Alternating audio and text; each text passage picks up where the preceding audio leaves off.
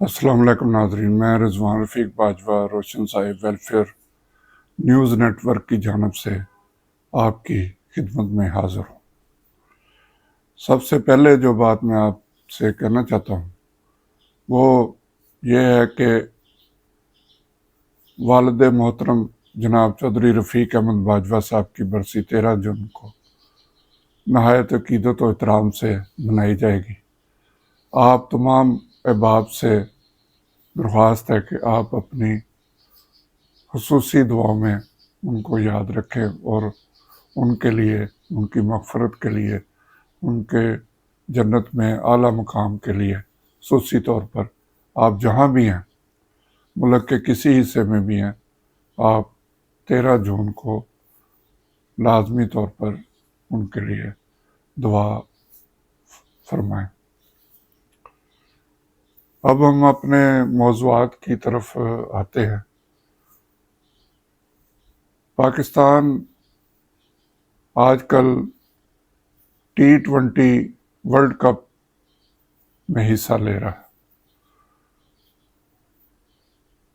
Pakistani team نے ابتدا ہی بڑی مایوس کن انداز میں کی، جس کے بعد ملک بھر میں ان پہ تنقید ہوئی، ٹیم کی سلیکشن پہ تنقید ہوئی، اور یہ سلسلہ آج کے دن تک جاری ہے۔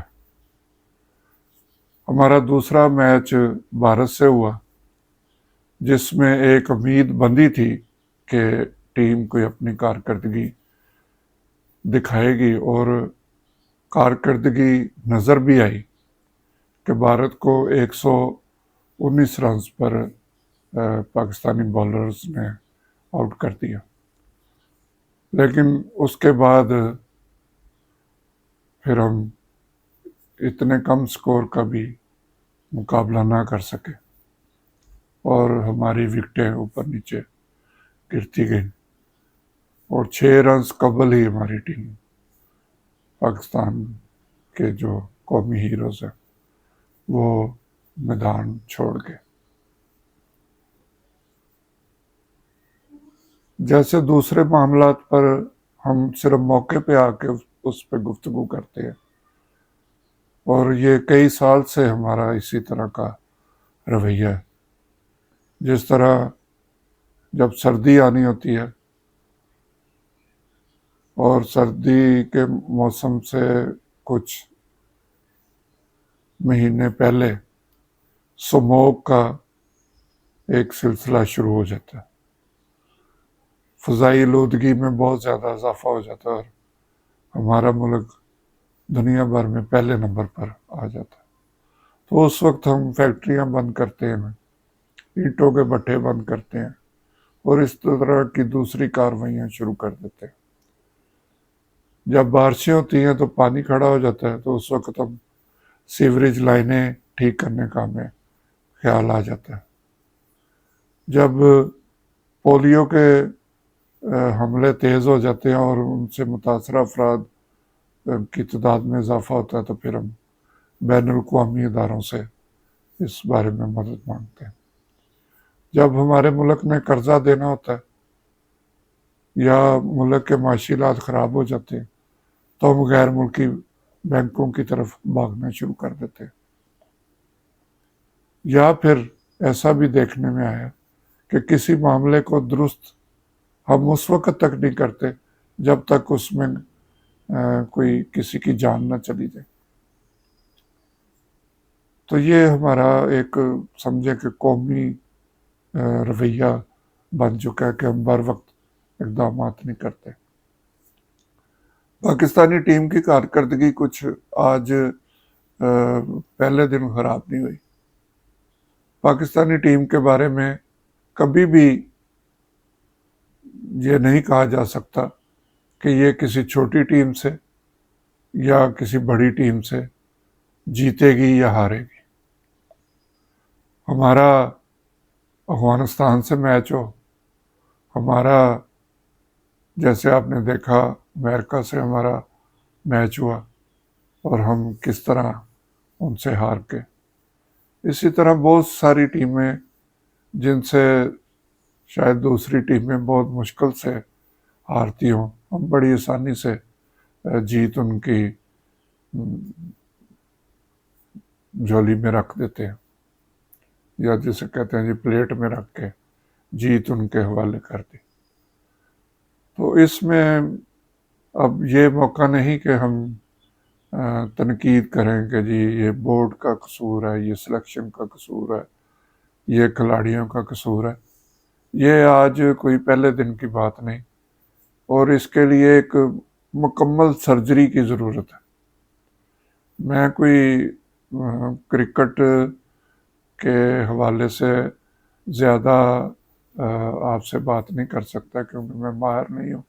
جیسے عام جو سپورٹس رپورٹر ہوتے ہیں ان کو تو کھلاڑیوں کا تمام ریکارڈ زبانی ان کو ہر طرح سے یاد ہوتا ہے۔ میں تو ایک اوورآل آپ سے گفتگو کر سکتا ہوں کارکردگی کے حوالے سے۔ تو اس میں ایک دوسرے پہ الزام دینا، یا کبھی کپتان تبدیل کر دینا، کبھی کھلاڑی تبدیل کر دینے، ہر بڑے میچ میں کچھ نہ کچھ کھلاڑی جو ہے وہ ٹیم سے اپنی کارکردگی کی وجہ سے باہر ہو جاتے ہیں۔ یہ ہماری ٹیم ہی نہیں، یہ ساری دنیا کی ٹیموں میں اس طرح ہوتا ہے، کیونکہ پریشر بہت زیادہ ہوتا ہے۔ تو اب ہماری تو پوری ٹیم جو ہے وہ اس کی یہی صورتحال ہے۔ اب ہم اپنی ہار کو کبھی کھلاڑیوں پہ ڈالیں، کبھی بورڈ پہ ڈالیں، یا وہاں کی جو پچ بنائی گئی ہے کھیلنے کے لیے، کبھی ہم اس میں نقائص تلاش کریں، تو یہ صرف ایک بہانے ہے۔ اصل میں جتنی کرکٹ تیز ہو چکی ہے، جس تیزی سے کھیلا جاتا ہے، ہمارے کھلاڑی جو ہے وہ اس معیار پہ پورا نہیں اترتے۔ یہ بار بار کی ذلت سے بہتر ہے کہ ایک ہی بار پوری ٹیم جو ہے اسے تبدیل کیا جائے، نئے کھلاڑیوں کو شامل کیا جائے، ان کو تیار کیا جائے، میرٹ پہ بات کی جائے۔ ہمارے ہاں میرٹ کی دھجیاں اڑائی جاتی ہیں، معذرت چاہتا ہوں۔ تو اگر یہی صورتحال رہی تو شاید یہ بھی وقت ہے، جیسے ویسٹ انڈیز کی ٹیم جو کبھی ورلڈ چیمپئن رہی تھی، وہ پچھلا ورلڈ کپ نہیں کھیل سکے تھے۔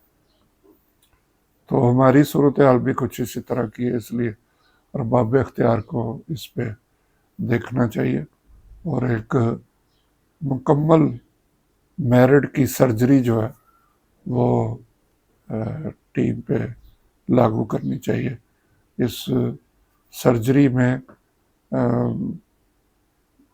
پاکستان کے جو مایہ ناز کرکٹرز ہیں ان سے بات کر لی جائے، ان سے پوچھا جائے، جو لوگ ٹیلی ویژن پہ بیٹھ کے تبصرے کرتے ہیں سب کو اکٹھا کر لیا جائے، جتنے بھی چینل پہ جو ماہرین بیٹھے ہوئے ان کو اکٹھا کر لیا جائے، سب سے پوچھا جائے، کھلاڑیوں کو ڈھونڈ کے لا کے ٹیم میں شامل کیا جائے، نوجوان خون کو شامل کیا جائے۔ اب یہ کرکٹ بوڑھے بوڑھے لوگوں کا کھیل نہیں رہ گیا۔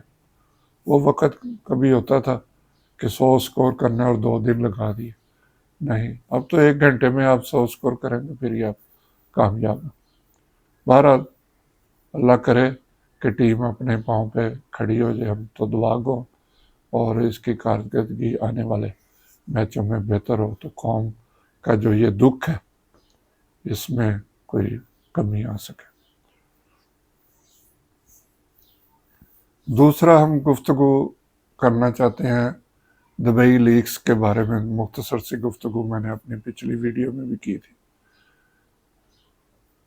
وہ ابھی تک اس میں مختلف نام جو ہیں وہ سامنے آ رہے ہیں کہ جن بڑے بڑے لوگوں نے وہاں پہ انویسٹمنٹ کی ہے۔ جو رپورٹ پیش کی گئی ہے اس کے مطلب $11 ارب پاکستانیوں کے وہاں پہ انویسٹ ہے۔ اب دیکھنا یہ چاہیے کہ ہمارے جو ملک ہے اس کے جو سربراہ ہیں وہ تو 1 ارب ڈالر کے لیے ہم کبھی کسی کے پاس جاتے ہیں، کبھی کسی کے پاس جاتے ہیں، کبھی کسی بین الاقوامی جو بینک ہیں، عالمی بینک، ان سے رابطہ کرتے ہیں، کبھی کسی ملک کے بینکوں سے رابطہ کرتے ہیں، اور اب صورتحال اس نیج پہ پہنچ گئی ہے کہ ہمیں کوئی قرض دینے کو تیار نہیں ہے۔ اور دوسری طرف صرف جو بھی چند افراد ہیں 25 کروڑ کی آبادی میں، ان کے 11 ارب ڈالر بیرون ملک جو ظاہر ہوئے ہیں، اور اس کے علاوہ جو بینکوں میں پڑے ہوئے ہیں وہ دوسری رقم۔ اس حوالے سے ایف بی آر کے سابق چیئرمین انہوں نے اپنے ایک انٹرویو میں بتایا کہ یہ پاکستانی حکومت نے اجازت دی تھی 2018 سے پہلے کہ آپ اپنا پیسہ باہر لے جائیں، پھر باہر سے پاکستان آئے۔ یہ ٹیکنیکل قسم کی باتیں ہیں، اس کو وائٹ منی جو ہے وہ کس طرح بنایا جاتا ہے اپنے بلیک کے پیسے کو۔ تو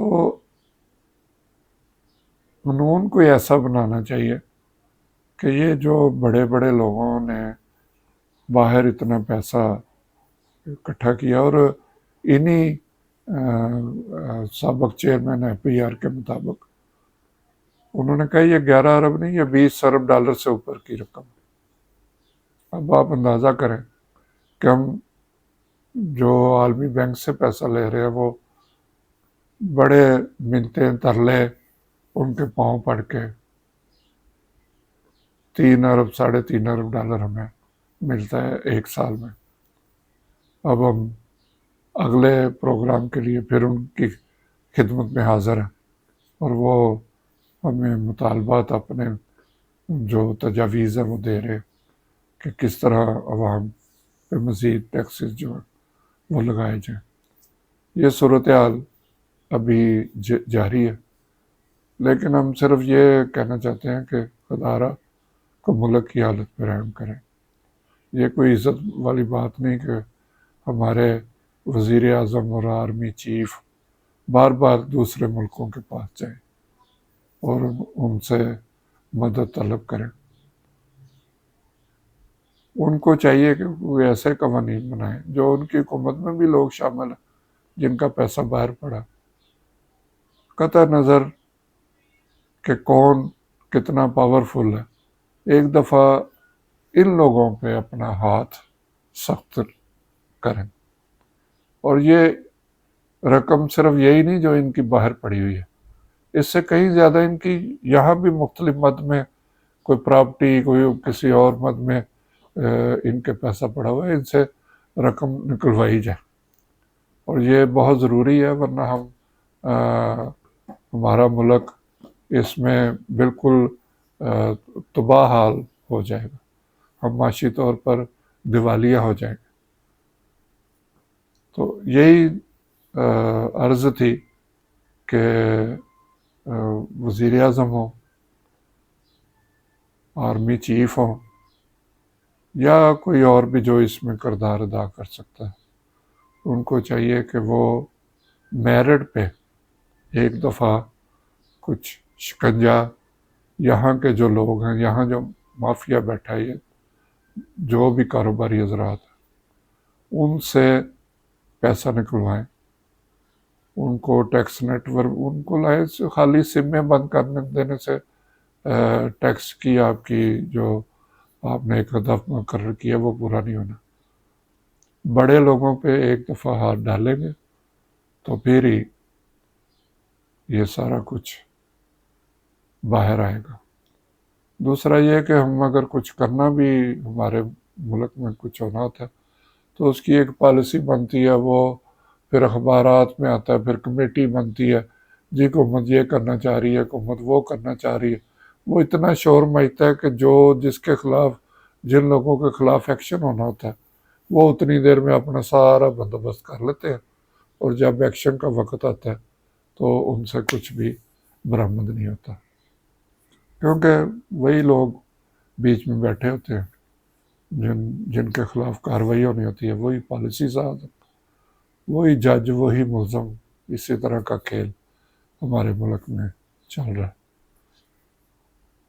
امید ہے کہ آپ کو ہماری ویڈیو پسند آئی ہوگی۔ آپ اس بارے میں اپنی تجاویز ہمیں دیں، کمنٹس میں بھیجیں، ویڈیو کو لائک کریں، سبسکرائب کریں، اور اپنے جو ملنے والے ہیں ان کو بھی آپ بتائیں کہ آپ روشن سائی ویلفیئر فاؤنڈیشن کے پلیٹ فارم پہ اپنے مسائل ہمیں بھیجیں۔ جتنی کوشش ہو سکے گی ہم ان کو حل کرنے کی پوری طرح سے ایمانداری سے اس پر عمل کریں گے۔